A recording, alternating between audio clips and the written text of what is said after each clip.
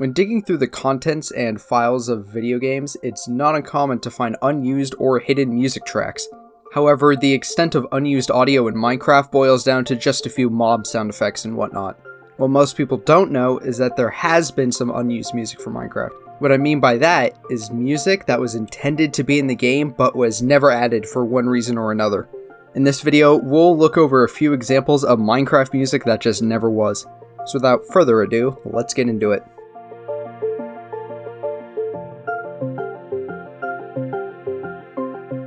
Firstly, we'll be discussing Circle. Before working on Minecraft, C418 made music for a variety of other TIG source games.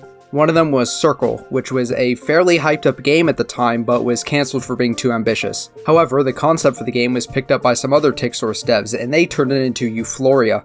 That game did release in 2014 and has garnered critical acclaim and a few awards, but C418 was not involved in that project. Instead, he made a bunch of music for the original Circle game, but when it was cancelled, the music was completely forgotten. That was until 2010. In late January, C418 sent a TIG source private message to Eclipse, the developer of Circle. In short, he wanted to release that Circle soundtrack he made so many years ago. He wanted to use the music for other projects and mentions Minecraft specifically. Eclipse allows him, so C418 starts reworking the music to use in Minecraft. However, this idea was shelved a few months later, as mentioned by C418 in a blog post. He explained that he showed the music to Notch, who in turn really liked it and wanted it to be in the game.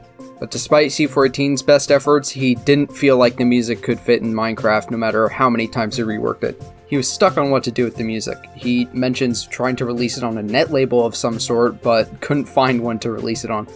However, he did end up just releasing it on his own to his Bandcamp page in March of 2010. Since then, the album has become a fan favorite of C418's back catalog. It's really weird listening to these and trying to imagine them fitting in Minecraft somehow. Speaking of C418's blog, he posted 2 Minecraft music previews on it a couple months after this. These were 2 MP3 files, just a few minutes long, that contained multiple snippets of upcoming Minecraft music. Almost all of these did end up being used in the game, some for survival mode, others for the Legacy console editions. As you probably guessed though, 3 of them were not. In fact, these short snippets of the 3 songs that we have are all we've ever heard. Coincidentally, they're all different takes on the main Minecraft motif, some using bells and others using harps.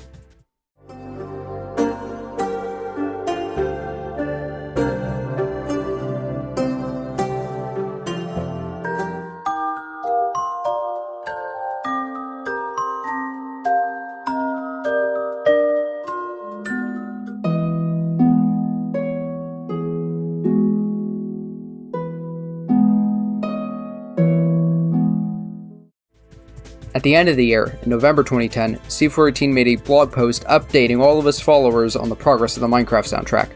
I touched on this briefly in my video about Deadmau5's contributions to the Minecraft soundtrack, but this blog post is a treasure trove of crazy information. He starts off by talking about the music discs. He states that he made 12 songs for the music discs, which does line up with the final count, but also that he wants to include at least 3 to 7 guest songs. And as of writing the blog post, he already had 2.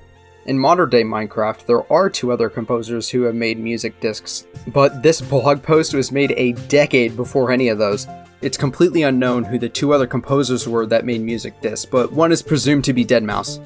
It's even crazier that he was trying to find at least 3 to 7. It doesn't stop there though. He mentions that 2 songs, including a Deadmau5 one, were intended to be played during nighttime only. Even to this day, night-specific music does not exist, so it's completely unknown which one song C418 made was intended to be the night one. He also says that there's 3 biome-specific songs as well. Back then, it was not even possible to do biome-specific music in Minecraft's sound engine, although that feature has been added in a couple recent updates. Even then, none of C418's music is biome-specific. He does mention wanting to add nether-specific music though, which did end up happening. He ends the blog post by saying he tried making menu music, but wasn't satisfied with it because it sounded, quote, too heavy. Almost everything he outlined in this blog post didn't end up happening, so it's completely unknown what happened to the music that was intended for those features. This last one stretches the definition of unused music a little bit, but I forgot to mention it in my 3rd Minecraft album video, so I thought I'd mention it here. In September 2015, the Minecraft soundtrack was finally released on vinyl for the first time, which involved C418 signing to a proper record label. As is customary for releases like this, the label had him do a bunch of interviews with a bunch of different magazines and websites and such to talk about the release. It was discovered recently that some of these interviews had never before discovered information about the third Minecraft album.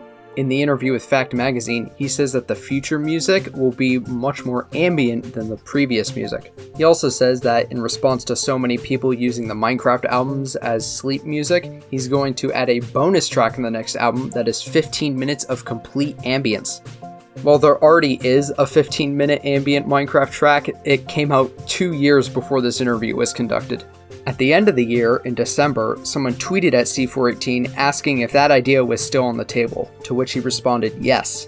But since that tweet reply, we haven't heard any new news about this bonus track, let alone very much about the new Minecraft album. Anyways, that's all the notable music that was supposed to be in Minecraft, but didn't get added for one reason or another. Thank you so much for watching. I hope you enjoyed and learned something, and I'll see you next time. Bye bye.